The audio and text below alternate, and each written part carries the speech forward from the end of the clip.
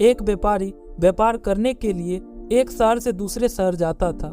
बीच में रेगिस्तान का कुछ इलाका पड़ता था। वह आदमी एक निगेटिव सोच वाला इंसान था।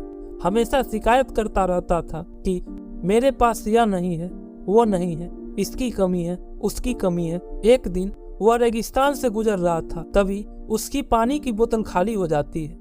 उसे बड़ी जोर की प्यास लगती है, लेकिन रेगिस्तान में पानी न मिलने की वजह से उसे बहुत गुस्सा आता है और वह बोलता है कि कितना खराब जगह है, न कोई पेड़ न पानी, रास्ता भी लंबा है, रेगिस्तान भी पार करना पड़ता है।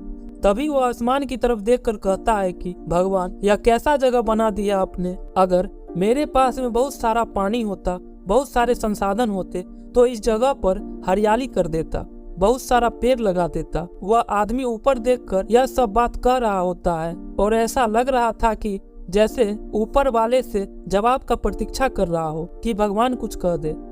अब चमत्कार यह हुआ कि वह जैसे ही नीचे देखा, उसे अपनी आंखों के सामने एक कुआं दिखाई दिया।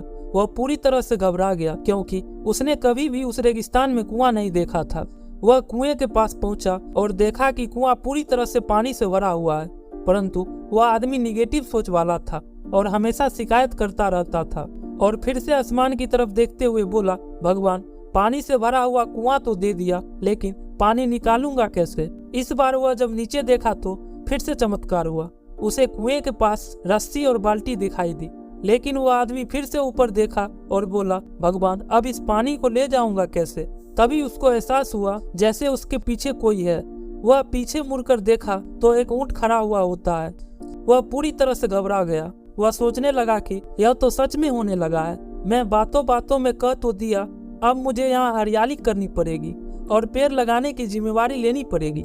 आदमी को पानी से भरा हुआ कुआं मिल गया, बाल्टी और रस्सी मिल गई, पानी को ले जाने के लिए ऊंट भी मिल गया, सब कुछ मिल गया।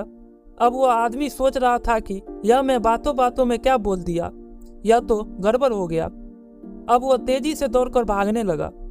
वह भाग रहा था, उस जिम्मेवारी से बच रहा था। तभी एक कागज उड़ते हुए आया और उसके शरीर से चिपक गया।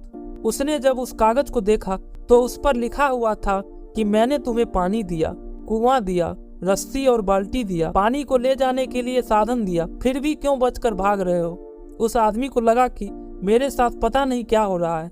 वह दौड़ते दौड़ते रेगिस्तान को पार कर लिया, लेकिन उस रेगिस्तान को हरा भरा नहीं बनाया। यह कहानी से हमें सीख मिलती है कि हम में से बहुत सारे लोग यह कहते हैं कि बड़े बड़े स्कूल में पढ़ लिया होता या बड़े बड़े कॉलेज में चला गया होता तो यह कर लेता, अगर मेरे पास बहुत सारा पैसा होता तो यह कर लेता, मेरा बॉस मेरा साथ नहीं देता, नहीं तो पता नहीं क्या कर देता। हम हमेशा शिकायतें ढूंढा करते हैं, अपनी जिम्मेवारी से बचकर भाग रहे होते हैं। यह कहानी हमें सिखाती है कि लाइफ में हम जो भी कर रहे हैं 100% जिम्मेवारी हमारी है कि उस काम को बिना किसी शिकायत के पूरा करें।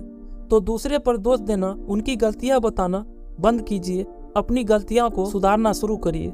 कहानी सुनने के लिए धन्यवाद। आपका दिन शुभ हो।